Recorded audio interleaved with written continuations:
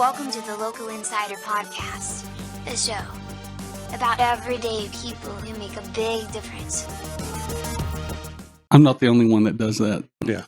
But there's so many John Jacksons Mm-hmm. that if you say this is John Jackson, they're like, oh, which one? Yeah, it's almost like John Smith. Yeah. It's a very common name. Yeah. When I was in college, went to get my electricity turned on. It's John Jackson. They're like, which one? I said, the one, and they're like, there's 16 John Jacksons in Fayetteville. I said, it's John B. Jackson. They're like, there's two of those. Like, we need your date of birth. It's like, oh my. So it's a really common. So you were raised in Arkansas. You're from Arkansas? Yeah, I originally grew up in Mountain Home, little town called Jordan, out by the lake. Population 8, 6, I don't know. It was funny a few years ago, Sherry and I went home and up there, we moved my mom down here in 2013, I think. Mm-hmm. So we hadn't been back in like 15 years. We drive up there. We drive to the home to Jordan, and it's closed. It's like, they closed my hometown. It was like, then I drove where my house was, and it was completely gone. It was like, wow. Not only is my town closed, my house is like leveled to the ground where you can not even see where it was at. It was like, wow. Yeah, I always had this joke about Jordan. I come from a town so small they gave our zip code away. Wow. When I was we were 72548 is what Jordan zip code was. When I was about 15, they consolidated the route to Calico Rock, which was 72519. So 548 was dissolved. Mm. And it's like, yeah, I'm from a town so small they gave our zip code away. That's amazing. Because it was a general delivery address. Right. That's how small the town was. And then when I was in high school, my mom got a mailbox, and we became HC62 box 460 or something. I can't remember that one. Mm-hmm. And then we got a 911 address, and our address was 17 Rodney Road. So 17 Rodney Road, so Jordan, Arkansas. Close to Calico Rock, is that? Very, very close. So when I was in high school, they built a prison in Calico Rock. So you're familiar with what one of those projects entails? Yeah. The thing that I remember about Calico is people were mad, but they weren't. Back then, they weren't really able to socialize it, right? So Calico's rural area, they're going to build a prison. People in Calico were upset, but people around the state really had no avenue to learn about what that project was or wasn't. I mean, they basically kept it a secret until it was time to open it. Mm-hmm. And Calico sits back off the highway. So if you go up there and you drive out there, there's no houses. Very, very, very limited population in down that road that it's on. Mm-hmm. I haven't been there in a long time. Cole was up there a year ago. It's like, yeah, they've paved back in there and all that, but it's literally back off, out of the way, away from people up there. So yeah, kind of interesting that not once but twice in my life. But when I was in high school, my house sits in Jordan, which is about 11 miles from Pineville, which is about 2 miles from Calico. So you're 13 miles from Calico. But then to get to the prison, you have to drive back toward Norfolk on Highway 5 and back up around about 4 or 5 miles out there and then back in. So unless I cut across the dirt road, literally 20 miles to get to that prison from my house. Mm-hmm. Even though when I was driving down Highway 177, which runs down between Salesville and Pineville, that's where you could actually see the prison. You can see it from the highway if you look off. It's about 4 miles from my house where you can actually see the prison from the highway, which is 4 or 5 miles from the prison itself. So this proposed prison would have been a lot closer than the Calico Rock was to you in Jordan. It would have been 800 feet from my front door. Plus, you've been out to my driveway. It literally, there's my driveway and their driveway touch. Right. There's a road in between them, but the road wasn't there. Our driveways would be connected. Right. They're that close. So you're quoted as saying that you never gave a flip about politics until... I absolutely gave no care about politics whatsoever And I think I'm like a lot of people. You know, you don't know what you don't know. You trust your representatives to do what's in the best interest of you Mm-hmm. until it's not. Right. So here we are, Halloween 24, and social media. Cody Sosby comes on live and said, "Hey guys, they're building a prison out there." Well, from there, it's like, well, what do I got to do? It's like, this ain't good. This isn't the right spot. So from there, I just developed, you know, a much more like when your, I won't say life, when your way of life is affected, you then have to learn what you didn't know. Mm-hmm. So first thing, just within a little bit, it was like, hey, they're going to vote on funding this thing. So immediately you start picking up the phone. You're like, hey, how do I get a hold of somebody to make this not happen? Mm-hmm. So that's where it started from a political side. And from that, it's like, hey, what do we do here? Because honestly, it felt like I heard a lot of people, and I still hear a lot of people say, there's nothing you can do. There's nothing, you know, if they want to do this, they're going to do this. It's like, that's the way they did it in Calico Rock. That's what happened in Calico Rock, Mm-hmm. right? The community was unable to leverage that. Right. The technology we have now, the ability to watch the vote on your computer live as it's going on, enables you to perhaps be more influential than we used to be. Right? I can do things with a telephone and a computer that allows me to try to at least get a communication, right? Previously, the technology, like, hey, I want to know who the representative is for Stuttgart. Well, and previously the computers weren't there. You know, in the 80s, they had no way to defend themselves statewide.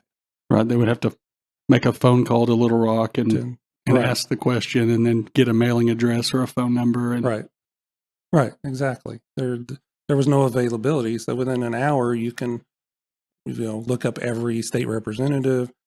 You can look up how the process works. You can look at how much of a majority you need. Within this, you know, I was slow to react, very slow to react. Gravel and Grit, Franklin County Coalition, Brian King, Gary Stubblefield. They were immediately active. I was stunned because it's like, wow, how did this happen? Why is this happening? What am I going to do? You know, and I just had this inability. You know, my wife's like, you got to do something. It's like, well, okay. I mean, I'd never used social media at all. Zero. Nothing. Wasn't on Facebook. So not only was I apolitical, I was asocial media, and that was deliberate. It's like, I'll go vote. I'll vote Republican because Republicans are pro-life. I mean, that was primarily the reason. Pro-gun as well. So that was about as deep as my thinking went. You know, I didn't understand, you know, even the simplest of what that law is, what that does. So Adam Watson, Natalie, Marilyn Moore, Brian King, you know, Shannon Sosby, Gary Stubblefield, Derek Keys, 5 or 6 other people, you know, they got busy and they got on the phones and they got out there ahead of it to help the vote for the funding. So last April, right about this time last year, they voted on this thing 5 times. And those 2 coalitions were basically extremely active on social media, pushing people to call their legislators, all their representatives, because we really thought it'd go through the Senate and then it'd go to the House. And it seemed very slight that they wouldn't fund it, right? I mean, before the vote, I started calling some. I didn't get a hold of very many. One of the problems with politics is they don't want to talk to you. They ain't going to. Right. You have to kind of force your way in on them. Somebody from Magnolia doesn't necessarily care what somebody in Charleston's opinion of something is. Right. It's not their people. Right. So we found struggles with that. We We didn't have a great response. But Gary Stubblefield's influence and Brian King's bravado, right? So Gary had a lot of respect in that Senate House. People voted no, not because they knew anything about the property or anything like that, but because Gary Stubblefield told them that's the wrong location. This is going to be very expensive. So senators that were friends with Gary respected Gary immensely. And I think between Brian, being vocal and explaining why all this was not the right thing to do, in a combination with Gary looking him straight in the eye and telling him this is a bad location, I think that's why it failed last year. Right. And all the things that have happened since then, there's been 100 different things that have made this even more problematic to get passed. So, we watched, they needed 29. They got to 21. But the path to the 29, or the 27, sorry, 27 is very difficult. Okay, they have to get 27 to 8, 3/4 majority, in order to make that funding happen. Luckily for us, luckily for the state of Arkansas, to be honest, that threshold is extremely high. Extremely high. Okay, so 3/4 majority for funding this, if it had been simple majority or even 2/3 majority, it would have been funded, and we the state of Arkansas would be down a path that wouldn't be the right thing to do. The thing we've seen is, even through all of the things that we brought up, Adam and Natalie again going to JPR, presenting, that their own criteria wasn't met. Still people aren't coming to the location. They're not understanding the things, we say, go look at Utah. Look what happened in Utah. And yet the legislators, I still don't think they're doing it. In Utah, they built the prison. It's 9 miles from downtown. It's monstrous.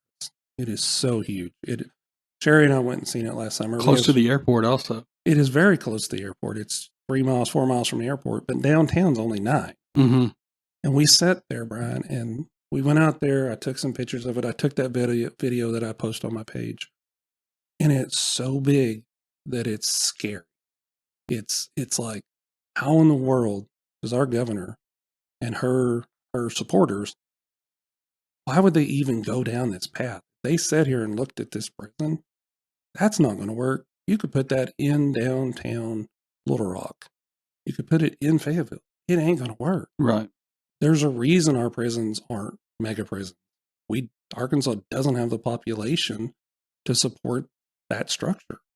Right? For staffing and everything else. And it's like, if Utah has this basically in a mega city and can't make that thing work, why are we just closing our eyes and not watching what's going on and not listening to people? I think that's been the battle that actually has kind of turned this around on the governor, is she's not listening. Right? What point did you decide to launch your social media page, Arkansas Alcatraz? So the South Park deal, when Jonathan Duran come out, that he had basically called us, white trash rednecks. Said we were all NIMBY. Said we were all NIMBY. These people are a bunch of idiots, right? That hit me at like a primal level. Okay, I called the governor's office 11 straight days. You ever get so mad your mouth is dry? I was that way for 3 weeks.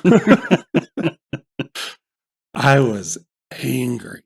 And I called and they said, we'll give your information to the appropriate person. They'll call you back if they want to. If they want to. Right? Next day, hey, I want to file a complaint. I want something done about this. And, sir, we've given your information to the appropriate people. They'll call you if they want to. It's like, Now, seriously, we have a state employee that has basically defamed us, and you're not going to do anything about it.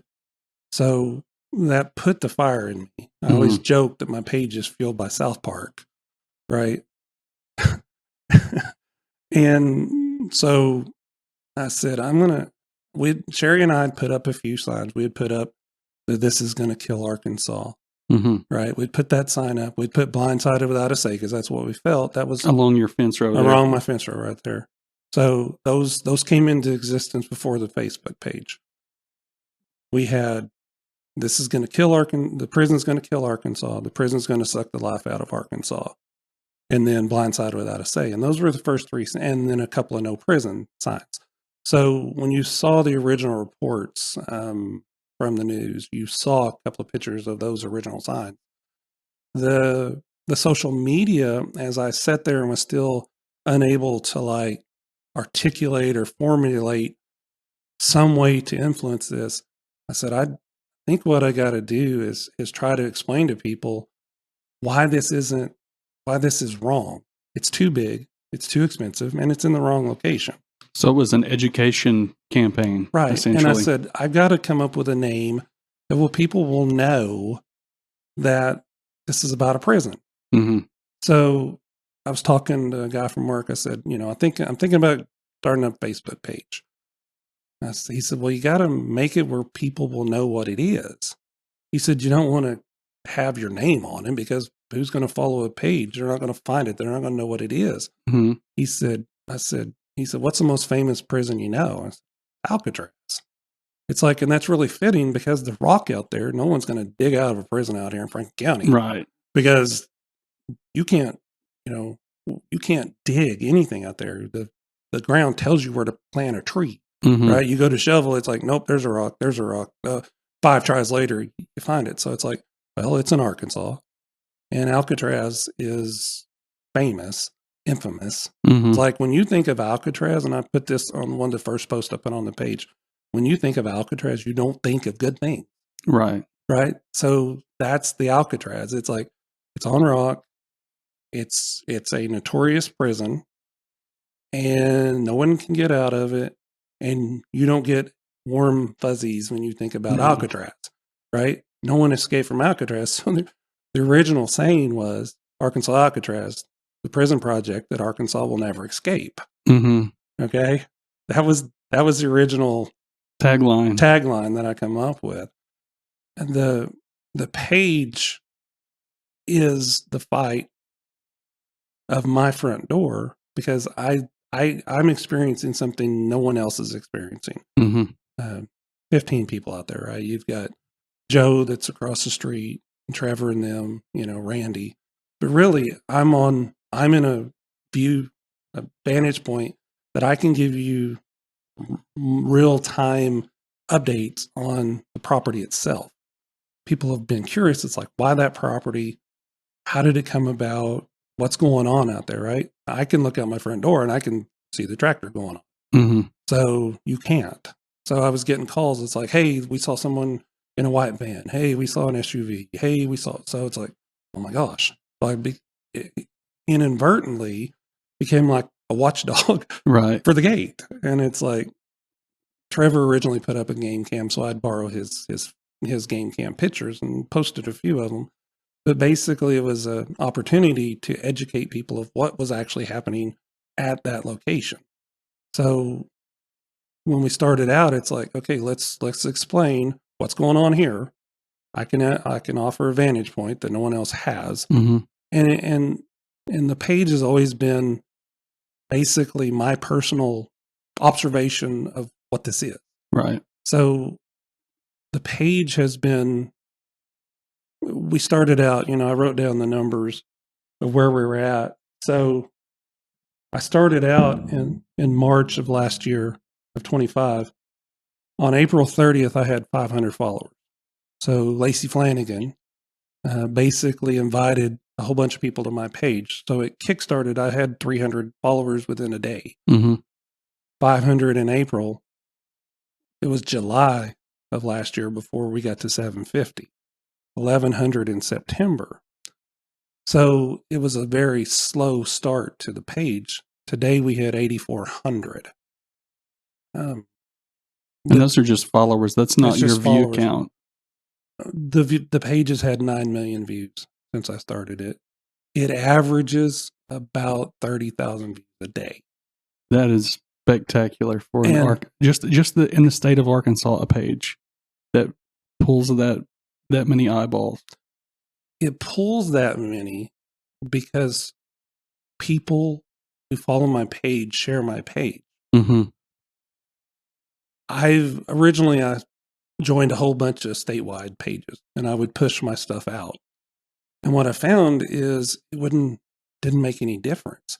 I'd post something in Paragould, it wouldn't make a lick of difference. I'd post it in Batesville. I'd post it because I joined 350 pages. I was like, all right, I'm just going to join everything I can, and I'm going to take my stuff and I'm going to push it out. And I'm going to teach everybody what this is. And I did that with This Ain't Calico. This Ain't Calico, basically, Benny Magnus was using Franklin County was, in essence, similar to Calico Rock. Mm-hmm. It's like, there's a problem with that logic. The Calico Rock has 800 inmates and a few hundred employees. Mm-hmm. They're trying to build 3,000. So my buddy asked me, the guy that I talked to about name, he said, what does the 3,000 bed prison look like? I said, well, let me ask. So I texted Adam. I said, what does this look like? Adam's like, sent me a picture. I was like, oh, that ain't good. It's a city. Mm-hmm. It's the one in Utah is 35 buildings. It covers, 113 acres. Their prison is 113 acres, Brian. Wow. Okay. This is so large. And I still, to this day, when people start talking to me and don't know about it, I will pull out the picture of the Utah prison and show them, this is what we're talking about. We're talking about this beast. It's not Calico Rock. It never has been Calico Rock, and it never will be Calico Rock. So from there, as we went through, I set a goal. To myself. I was like, here's how I'm going to stay motivated. I'm going to pick up a follower every day. And I don't mean, hey, I gain a follower or lose a follower. Mm-hmm. The number on my number of followers needs to increase by at least one every single day. And every night at 10 o'clock, I take a picture of the page. Yesterday, we had 8,391 followers. As of sitting down here, we had 8,414 followers. So between 10 o'clock last night, I've gained 20-something followers, right? Mm-hmm. And what happens is I've got a group of hardcore followers that see the need, and sometimes they'll share that post 10 times, 20 times. I'll get shares off of a typical post, 20, 30, 40. Mm-hmm. A post that the people like, I get 150, 200, 250, stuff like that. So a post on a page that has 8,000 followers now, I'll have views of 160,000, 120,000, 115,000 with 8,000 followers. Right. And I would like to add that your specific mode of education is unique in that you're not giving a bunch of facts. You're not listing bullet points. It's nothing. It's not data that people have to digest. You use cartoons to tell stories about the project and educate people. I've struggled through my personal career at work, to find, I know so much stuff about so much stuff, and I'll be talking to someone and they're like, I don't understand what you're saying. You're not making this where I can comprehend. I'm like explaining, lead time and standard deviation, and people are like, what? What does the coefficient of variation have to do with anything? It's like, well, it doesn't do me a lick of good to know something if I can't explain it to someone else. So in my career, my work career, I've had to learn to make things more easy to digest. So my thought on the way the page works is, if they wanted to read a book, they'd read a book. They don't want to read a book. They want to understand something, and I need to make it short and concise. I'll run more lengthy explanations periodically. Hey, this is like the design doesn't have the water in it. Well, how do you know that? Well, here's a spreadsheet that shows you that the two numbers on this date and this date were the same. But people aren't looking for, if you gave them the same in-depth information, they're not going to, they don't want that. Right. That's not what the audience is, what we look for. If I'm on social media, I'm looking for something less than 2 minutes. Right. The longer videos, the aerial video, the 5-minute video, they don't do as well. If it's more than a minute, nah, they're not there. I mean, even if you look at the ones that are short, if you look at like the length of amount of time people actually watch the video, it's 10 to 15 seconds. Right. Right. Drop off. I posted a video of the governor that was 22 seconds long. It has 65,000. Right. It's like 22 seconds. I posted one that was a minute and a half. Has 14,000 views. Has 12,000 views. It has 8,000 views. So the page is deliberately simple for 2 reasons. It's kind of the way I think. Right. I mean, if I'm struggling to write it or articulate it, it's not going to carry. Right. And knowing that people want you to give them the cliff notes, that's the way I run it. And it works because a cartoon, I can convey, the Terry Rice, when I did this morning, the message is No Show Joe's got to go. Right? That tells you that Joe Porfiry is being paid $265,000 a year to do absolutely nothing. And in that, Terry brought that up this week, and I appreciated him doing it. So I said, thank you, Senator Rice, for giving us the opportunity for JPR. Thank you, Senator Rice, for pointing out that Joe Porfiry doesn't add any value to our state and it's costing an insane amount of money.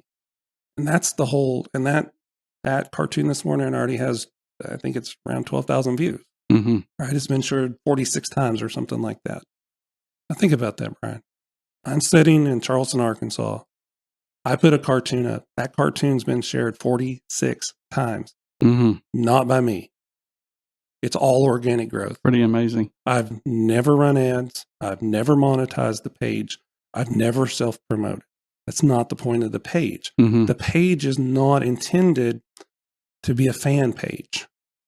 Okay? I'm not trying to get 1 million viewers or followers. That's not what it's about. It's about organic growth and education. That's the intent of the page. It's not meant to be, it's meant to be edgy, right?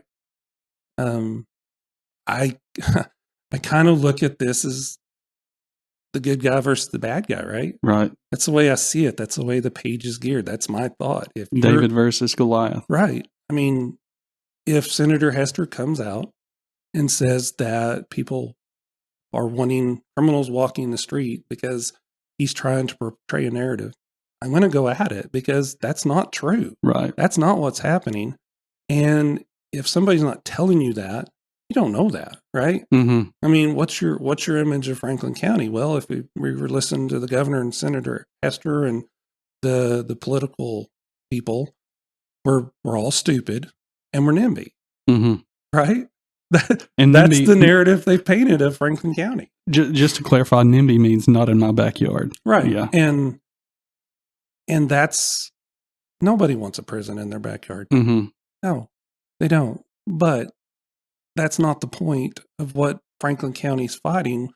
We're fighting the disrespect of, it's a year and a half later, the governor has never acknowledged us. She has never come to Franklin County. She's never met with us. She sent Joe Porfiry to the town hall, who sat there and lied. Mm-hmm. We know that for a fact.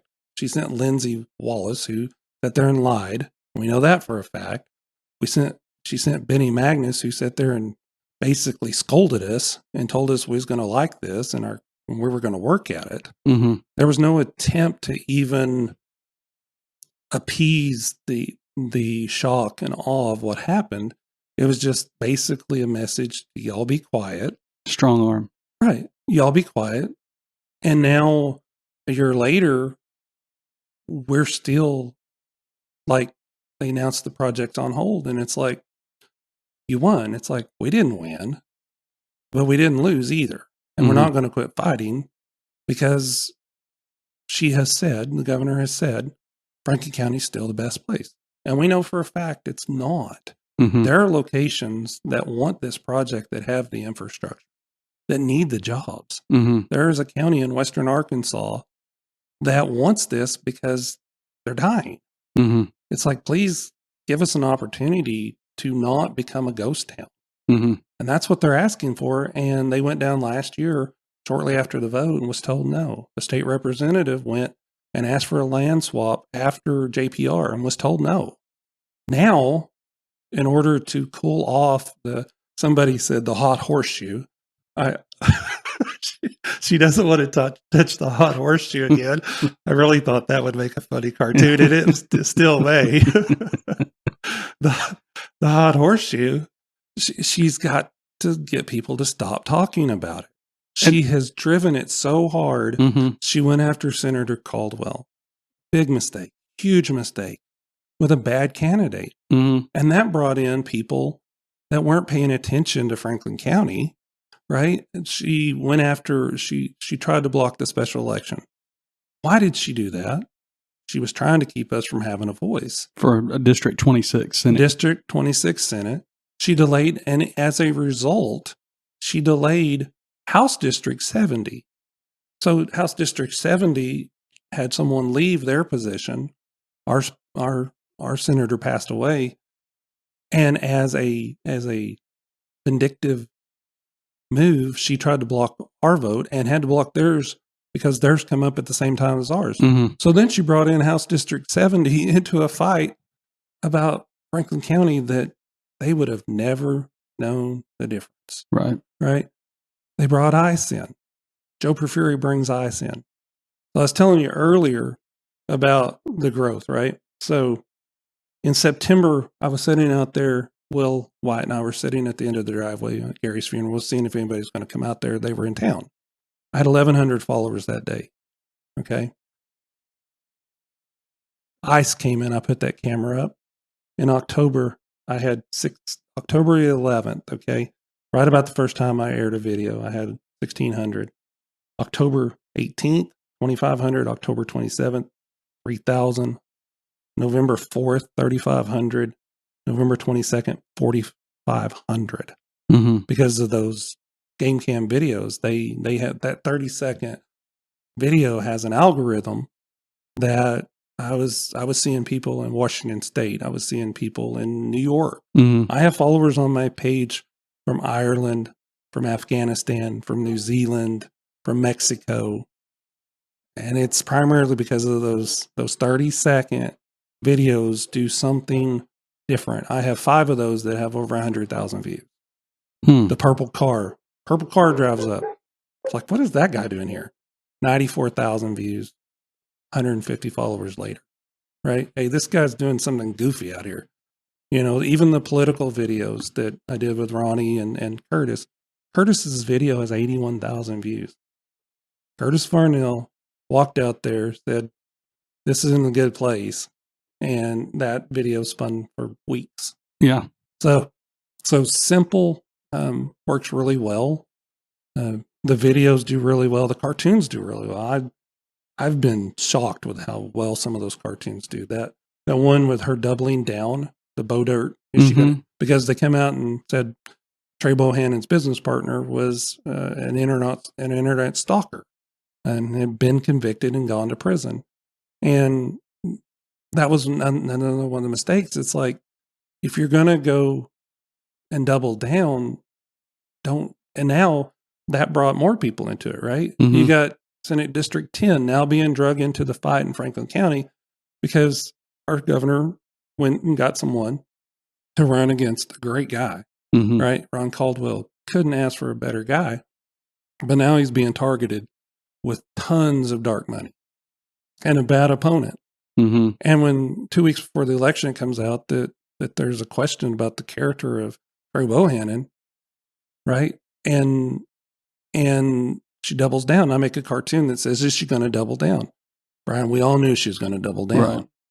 That cartoon has 65,000 views of the governor with a poker hand pushing her chips in. Mhm. And it's like, that's the way you get a point across, right? You don't need to tell everyone the whole background that I Right. just went through. All you need to say is the governor is backing a guy that has a bad view of, his business partner. Putting that into a cartoon is very easy, Mhm. right? Hey, she's playing her chips. She's going to double down. And she did. And Trey Bohannon lost badly. And now one of the state media outlets literally is calling this the Bo Dirt administration. Okay. Did you see that last No, week? I didn't. Rex Nelson wrote an article that said he explained the situation, and now he's labeled the governor's administration as the Bo Dirt administration because of bad decisions. And the Don Sosby, he's like 87 years old. He's one of the first people that was vocal about this. He was at the town hall. He spoke. Is that And Cody's dad? yeah. And Don in that documentary, which is a really good documentary, everybody needs to watch it. But What's the name of it? The Fight for Respect on Mill Creek Mountain. Is that the one that Gravel and Grit? The Okay. You Are the Power and Gravel and Grit put Okay. on. But Don says in there, he says, when you're right, you're hard to whoop. Yeah. Right. And that's what's happening is as she's continued to do it the wrong way, she's basically built us. Mm-hmm. Right. I mean, we're standing and then people are like, Franklin County is winning this. It's like, we're winning this because we're right. Because you're on the side of the truth. It's the wrong location. It doesn't have water. And no matter narrative and, hey, this is in Springdale and blah, blah, blah, it's going to change the fact there is no water. It will cost at least $153 million to bring water from Ozark, Mm-hmm. even more from Fort Smith. The bare minimum is $153 million. $23 million to upgrade the treatment plant, $90 million to get it to the bridge. Okay. Before you ever get it across the bridge, you're at $113 million. Okay. And that's before you build a lick of structure. That's just utilities. Correct. That is just getting the water from the Ozark treatment plant to the Arkansas River Bridge on 23. Okay. Then as you cross the bridge, you cross into River South. River South has to completely redo their water. They would have to double everything. So they have 1,800 taps. That's what they call them. Is they call them taps. The prison alone represents 2,100. So it's more than double. They would have to build all new storage, all new pumping, and all new line. That is at least $50 million. Well, essentially, right? You said it before. They're building a town in the middle of nowhere from scratch. From scratch, and it's on the state's dime. Right, 4,000 people out there. That and the thing that blows my mind is they keep saying Franklin County's best location. Keep saying Franklin County's best location. So the post that you remember that just went ballistic had, I don't know, that post about the infrastructure had 105,000 views. When I turned it off, I turned that one off because it got ugly. The people were like, they were making all those food truck comments. I said, look, they're gonna build this. They're gonna build this out here, and it's 30 minutes to a McDonald's. And people are like, well, they'll just bring food trucks out there. Like, you're missing the point. The point is, we don't have the the base to support this prison. And if they're not working on the economic development to actually build the prison, like, hey, we're going to need this many thises, and we're going to need this many that's. We need this many trailer parks. We need this many restaurants. We need the whole logistic. The whole logistic piece of building a prison in Franklin County has never been worked on. So that was the point of the point of the post. And I've always they keep saying these same sound bites. That's the best location, but they never say why. They never have the data to back up what they're saying. And when anyone says that it's not, there's always data there to support it. Correct. Because, so let me explain what happened. I don't think people really understand how this thing fell apart. I do. Because I've studied this. I'm data analytics beyond belief. I study everything. My thought is, if I know more than everybody else, when the time comes to need that piece of information, I'll have it. Right. Okay. And I also try to connect with everybody I can, because even if they're on the other side, if they can help me, I don't care that they're on the other side. If I have someone that's for this prison that can help me move this prison or downsize the prison to the right size, that's more the argument than anything else, right? Right. It's not about, hey, NIMBY. It's about do what's right for Arkansas. Right location, right size. Okay? Right price. Okay? So what happened, Brian, was they went through and got the funding voted down. Okay? The next step was this. And this is what never happened, and this is why it fell off. And no one's ever going to admit this publicly from the governor's office. The design contract was $57 million. Okay? They had to get that through ALC. There was enough people on ALC that didn't have enough answers in the view of how much is the water going to cost? What is the timing? Where are the roads? Right? There was that committee's 26 people. It looked like it was a slam dunk. I read the roster. I was like, oh crap, they're just going to approve. They're going to approve this $57 million. They're going to be to the point where they're going to say, hey, we've already spent basically $75 million on this project, and we have no way to go back. The lost cost fallacy. Right. And what happened was that committee refused to advance that design contract.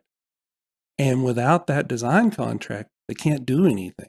So they couldn't ever start the project work to lock in that location, because that simple on that design contract on late in May, that contract got approved by the Board of Corrections. It was then supposed to go to ALC review. On June the 11th, that should have went on schedule. June the 11th of 25, the $57 million design contract should have been added to the agenda for the ALC for the 17th. It didn't come. Something broke. And what I found out later through talking to people on that committee, the 3 or 4 that'll talk to me now, they're like, they didn't have the votes. So we didn't bring it. And the next month they didn't bring it. And the next month they didn't bring it. So as that went forward with not bringing that contract, and that's why I posted on the page, which that's one of the things that I've never been able to really articulate on the page. I post that, hey, they missed again. And it's like, people are like, oh, it's like that is the single most important piece of the reason this never happened, was that design contract never got enough votes through ALC to make it happen. So as time's gone by, month after month after month, other stuff has continued to happen that has made it even worse. Right. So she went and JPR, Joe Porfiry, was not there.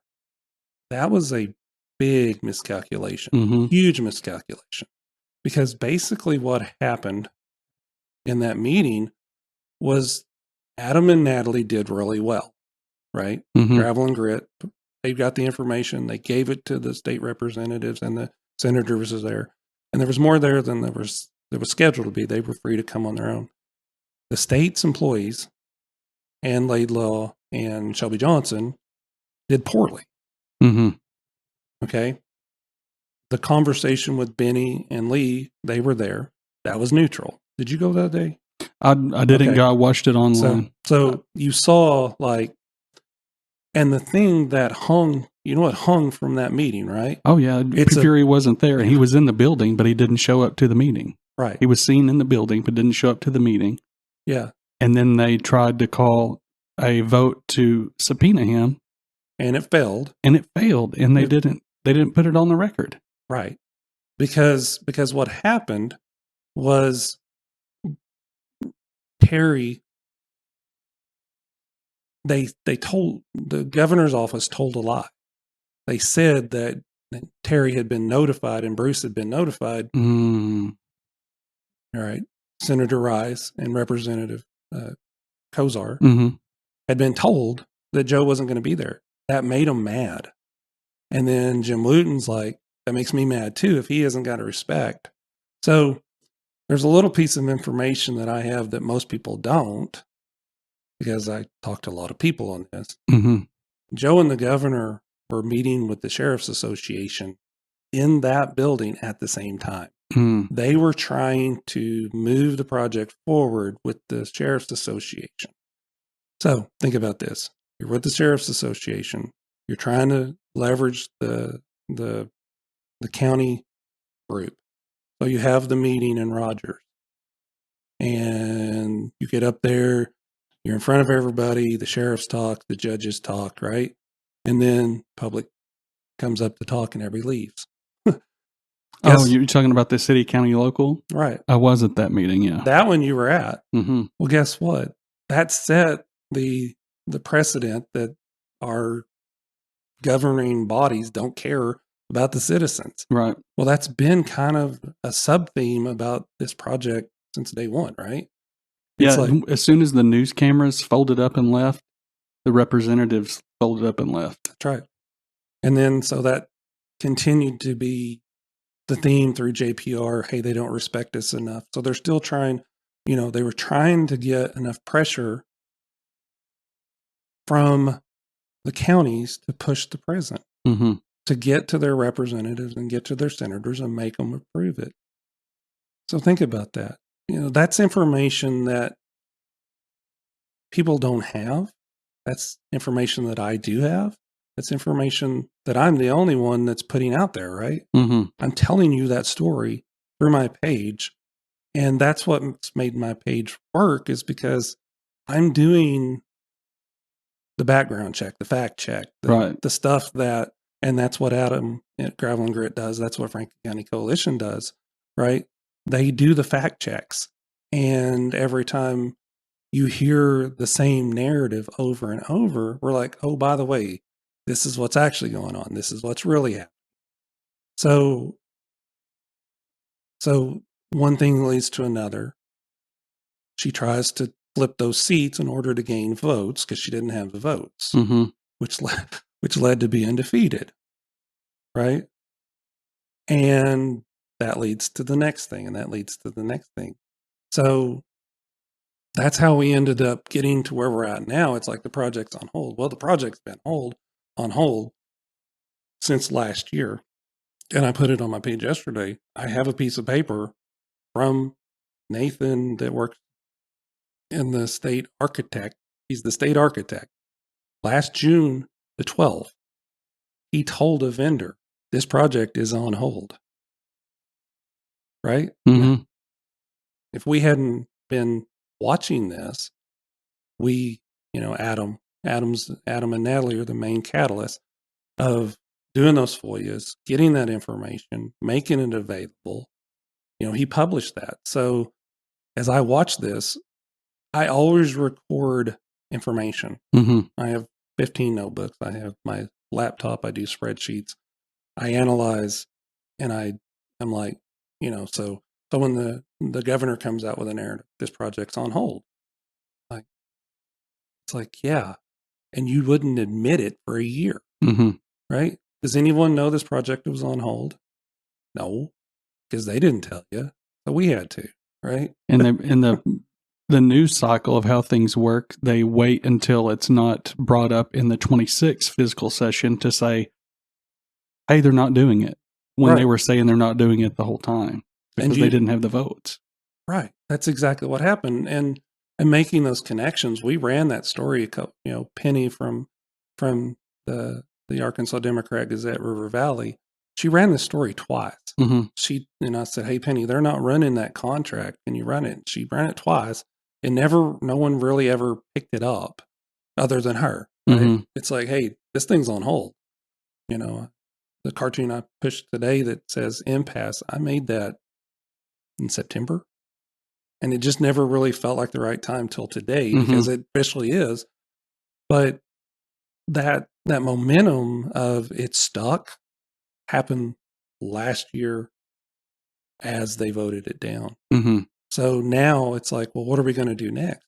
Do you know why this came up and she had to admit it was on hold? No.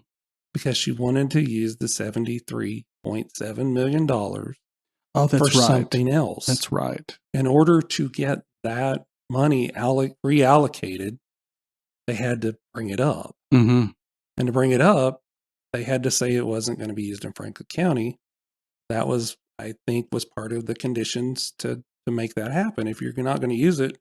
So at this point, Brian, there's an opportunity for the governor to actually drop back, look at a real solution. Things like recidivism programs, actually try to keep people from going back to jail. Expand Calico, perhaps. Instead of Find just another building location. more body containers, Right. fix the issue. Fix the root cause. And what's interesting about it is there's groups in Arkansas that have been trying to make that happen for years. They've been pushing, we have Facebook pages that are Arkansas Restorative Initiative, Arkansas Justice Coalition, right? Reform Coalition, the MacArthur Foundation. They've been asking this indefinitely. When I was listening to the city local, one of those sheriffs said we had a recidivism program that had a 70% success ratio.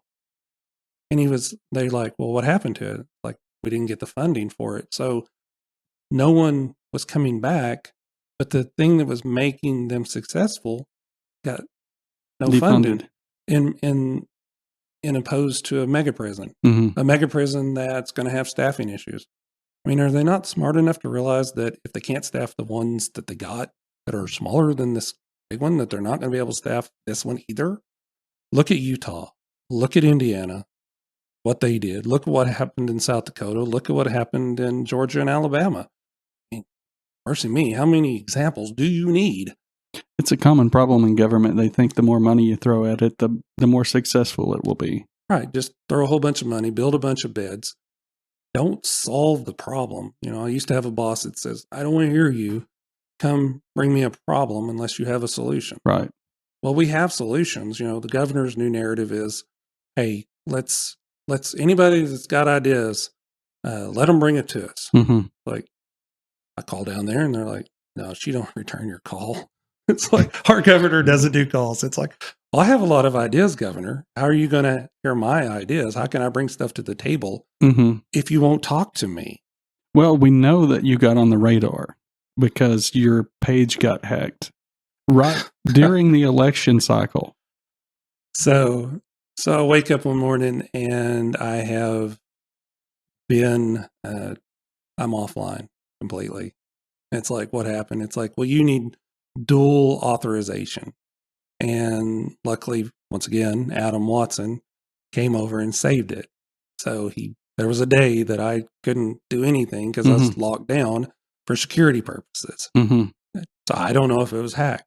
Another time I got up and my account had been suspended. And I'm like, called Adam again.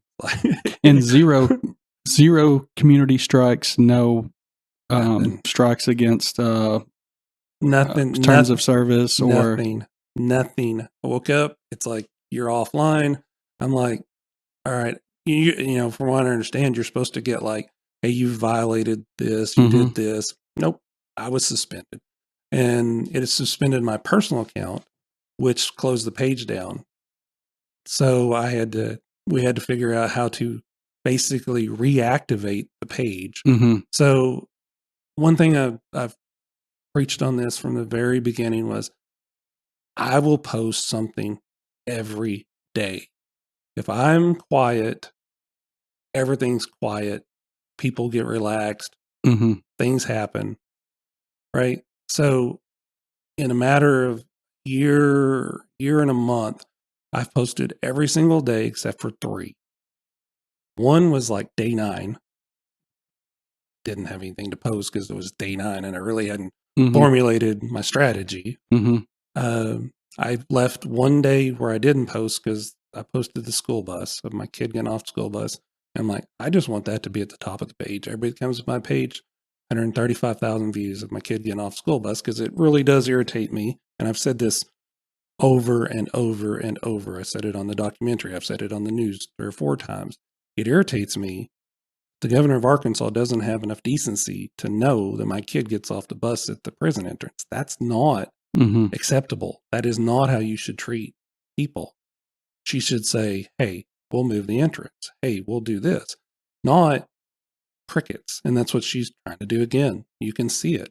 And so project goes on hold and everybody's like, well, what are you going to do now? Like, I'm not going to do anything different because she still hasn't solved the problem. We need a different solution. We need a smaller prison. We need, recidivism programs. We need to take care of the elderly. That's one thing that I tried right? when I was running for state rep. That's the approach that I took because, here in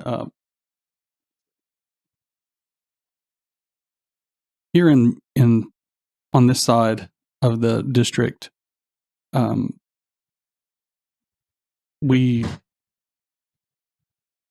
they didn't really care. The people that I talked to, they're like, they want to build a prison over there. So what? That's jobs for them. They should be happy about it. I'm like, no, here's what you're not getting. And I would tell them it's going to break the state. It's no different than any other state program that's going to be the biggest line item on the budget for years.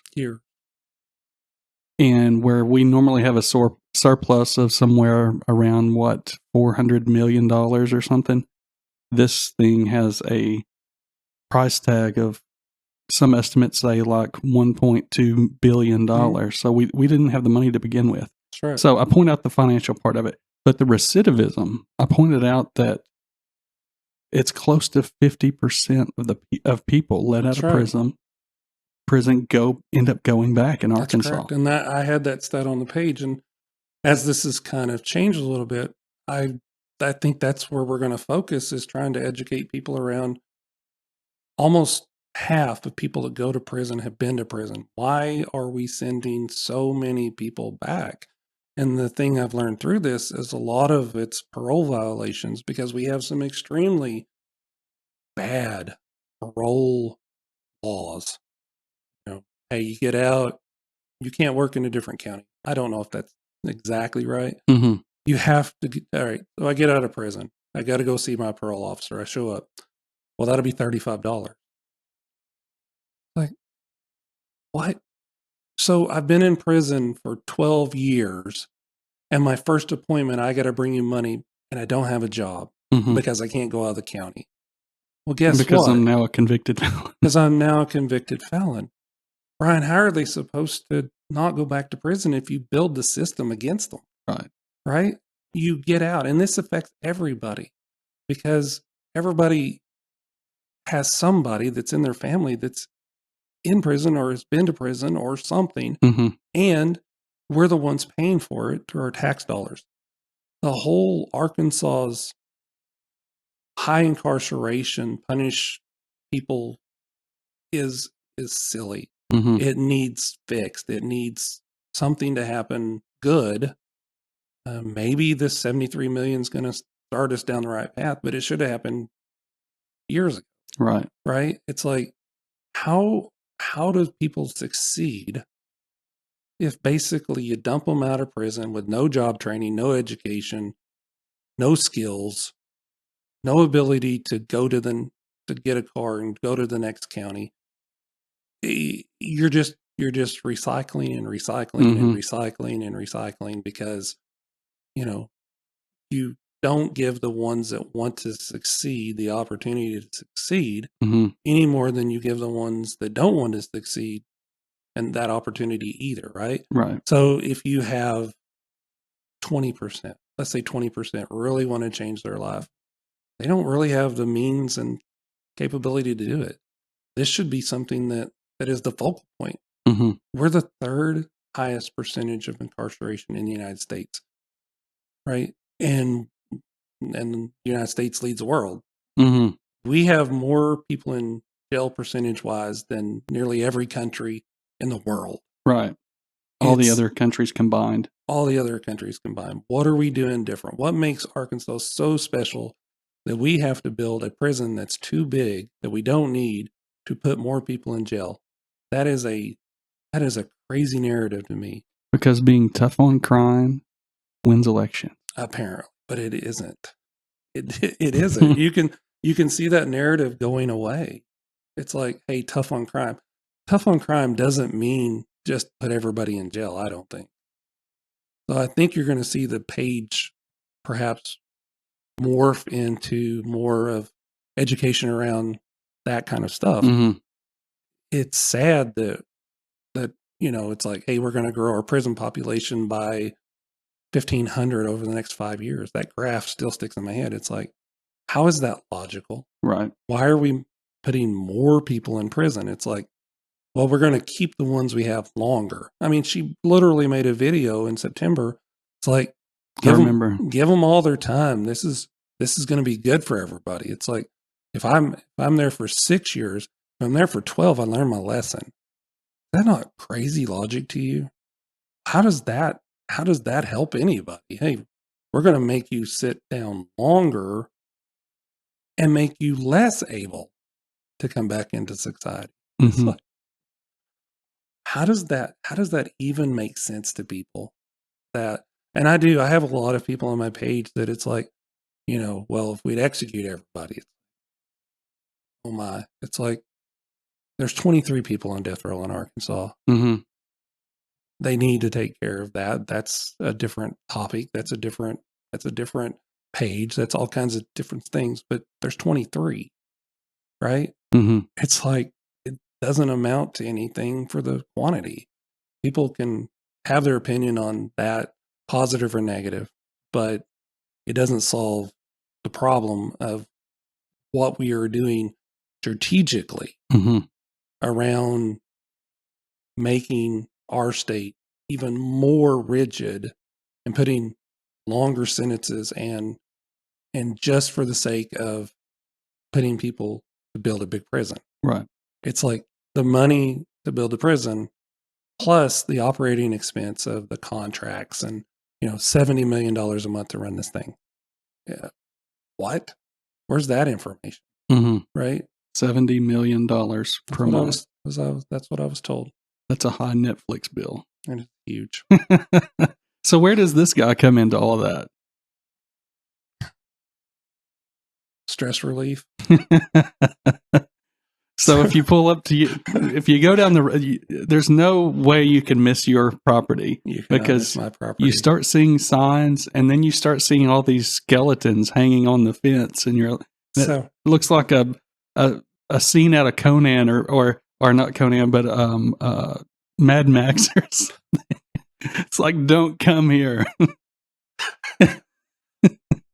It's kind of funny how that all happened. So back to the South Park. Okay, we'd put up three signs. And South Park come out and I said, we've got to do something. This just irritates me. And the South Park, like I said, kind of went and where the page come from.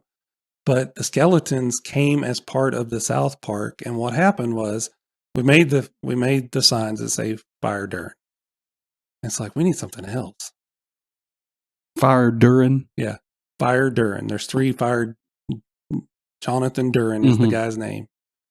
Uh, so I called down there and I said, I want to talk to Shelby Johnson. And they said, he's not available.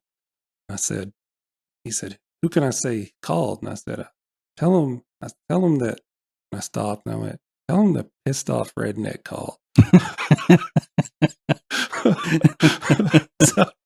so in that, it kind of manifested into the fire durance signs just didn't do it. Like, let's make this a little more, what can we do that's kind of outrageous? Mm-hmm. It's like, my wife's like, what about skeletons? Like, make little skeletons and put them with those signs. So the first 3 skeletons are the mini skeletons that are right around the South Park stuff. So, and then we're like, well, what about this? Well, then we got the South Park one that says, we got the sign that's it's like, hey, we need something to go back at them. So we developed the South Park sign that says, respect my authority. Mm-hmm. Right? Cartman, which actually has a Franklin County Sheriff badge on Cartman.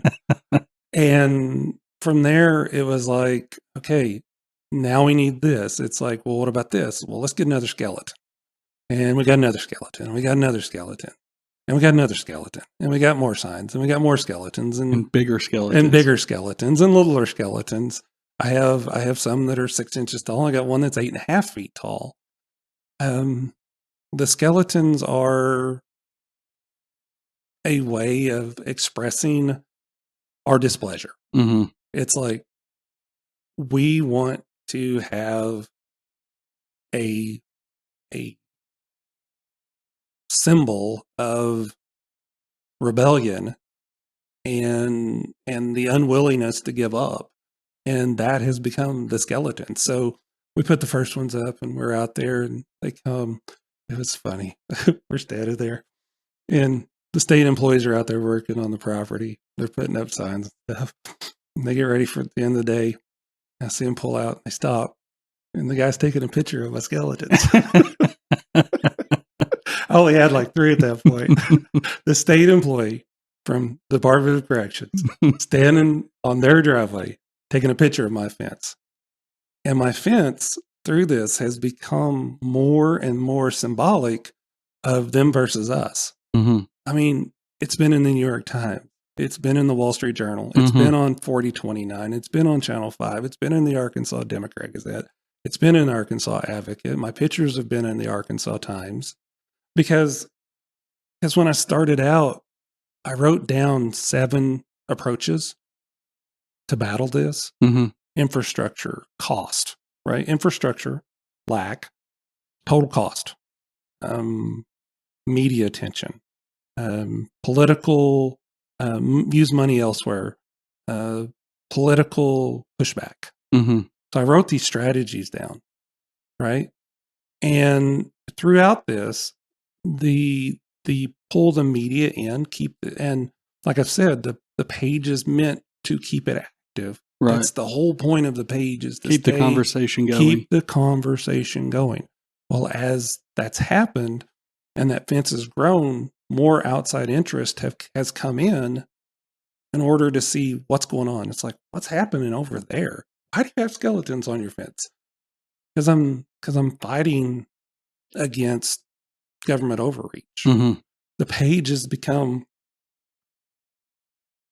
about much as about making people aware of how government basically tries to run you over. Mm-hmm. Dark money and all of that. And, just like the whole situation with the dark money, right? I have a page and I see a flyer from Brian King and someone pointed out, this is from a unregistered PAC. It's like, okay. And then someone else, I posted something and someone said, what about this? And I saw it was in Caldwell's district. And then I posted, I had connected that it was Brian King, Caldwell, and those districts that were running that new generation. Mm-hmm. Okay, new generation's not registered. So I had connected the new generation. And then when I posted it, I got DMs. It's like, well, have you seen this? Have you seen this and seen this? And what happened And I really think I truly believe that my page actually helped people understand the game that was going on. Oh, yeah. And I think it actually kind of blew it up a little bit. But what we saw was it was everywhere. It was like all of these Senate races and House races have the good guy money in the new generation, and the ones that they're targeting have that Freedom Forward Alliance in their districts. So that kind of morphed the page as well. And that's one of the reasons that, I have followers all over the state, is because I'm curious about the money side of it and how the money works and how these PAC works. Well, other people are interested in that too. So we have a prison fight, but we also have fight against corruption, basically, about like, hey, they're pumping, and like I told you before, I record data, right? Mm-hmm. And when something comes up, I push it to whoever I think is the appropriate person. So there's a gentleman running for state senate down in central Arkansas, and I look at every one of their finances. And after I clock out from my real job, I play prison guy, and I'm going through finances, and I'm going through finances, and I'm going through finances. Hey, there's the PAC that's pro prison. There's that one. So I published that, connect the dots, right? Here's a, well, I saw a Senate race that had a whole bunch of medical stuff, medical, pharmacy, healthcare, all kinds of big pharma stuff. And it's like, well, that's not connected to the prison. It's not the right PACs, but I recorded it. It's like, this looks funny, right? And so last week, a story came out about that guy. So I had that information, and I sent the reporter. I said, hey, you did a story on this guy, but did you know this? And I sent it to him. And it's like, and last week I got a call from someone in Little Rock. Hey, can you do something on this? Because we want to try to block this. A department that was getting extremely large funding. DHS, most likely. It was Treasury. DHS is the third largest line item in our budget. Well, Treasury wants $20,000 a person for 33 people. Yeah. It was a $700,000. And since my page has become a combination of Fight the Prison and Watch the Money, they're like, can you publish this? And I published. Well, I told another reporter about it, and they published it. So Republican doesn't necessarily mean conservative. It absolutely does not mean conservative unless you truly are conservative. And I think that's what you're seeing happen in the state of Arkansas, is the Republican Party is becoming splintered because you have people that want to spend a lot of money on stuff that they want to spend their money on. And you have other Republicans who are truly conservatives that don't. This Joe Porfiry thing, right? $265,000 a year to a gentleman that does nothing measurable. Brian, if I had a job as a program manager or as an advisor, which I do, kind of, if I didn't have deliverables, they would fire me. Right. Show me a deliverable for this senior advisor that makes $265,000. Last time that guy has been seen was in September when he brought ICE out. That's 6 months ago. No one's seen him since. What is he doing? Where do you add value to your department? He's not adding any value to anything. Show me something that Joe Porfiry, making $265,000 a year, has done for Arkansas. And that's a valid question from taxpayers. It is. And the whole argument of the governor can hire whoever she wants to is a fallacy. When Senator Davis comes on and says the governor can hire whoever she wants to, she can't. Because guess what? They have to get their budgets approved. And if it's not in their budget, they don't have that position. It's insane to think that somebody that works in the area who's a Republican would say the governor has the right to do what she wants. And that's what's happening with the state, is people are kind of tired of that. We're going to do what we want to, whether you like it or not. Get over yourself. So this Joe Porfiry is an indication of that. We have a position in Arkansas that's a senior advisor because he was fired by the Board of Corrections. He was absorbed. He's not adding value. So the people that are trying to actually protect our state, Jim Wootens of the world, Mhm. which is going to be fun to watch him Tuesday. You know that's going to be on the page. It's going to be Brienne, preaching how dare you question the governor versus Jim Wooten saying this guy's useless. Mhm. That's going to be entertaining. I may publish that whole thing. We're already at. I can talk forever. Yeah, me too. An hour and 20 minutes. Jeez. But I do want to touch on the Board of Corrections, because the Board of Corrections looked at Porfiry and said, no bueno. That's right. So, because he was doing dangerous stuff. So the administration's strategy is, we'll just take over the board. That's right. That battle's going on longer than the prison battle, because they brought him in from Arizona, made him secretary, and he started doing stuff that the board felt was dangerous. He started trying to push narratives that he did in Arizona that were basically put more prisoners in the prison with less guards. So there's beds empty because we don't have enough guards. So just instead of having, the way I understand it, instead of having one guard for every 20 people, now we have one guard for every 50 people. Right. So there's a safety issue. Adding beds. And that's what I think. I've never researched it deep enough. I don't have that knowledge of that inner workings. But that's in essence what that's what I understood he was trying to do. Mm-hmm. And he got fired, and she hired him and made him an advisor. And I mean, literally he come to our town hall, lied to us, talked down to us. Then he went before the Senate, lied to them, said there was money in the budget for the water. Not true. Didn't show up for JPR. So what's he doing? Why are we paying somebody $250,000 a year? We've seen him 3 times in a year. So, last question. Who do you think will be the Senate Pro Tem? Ooh. It's funny you asked that.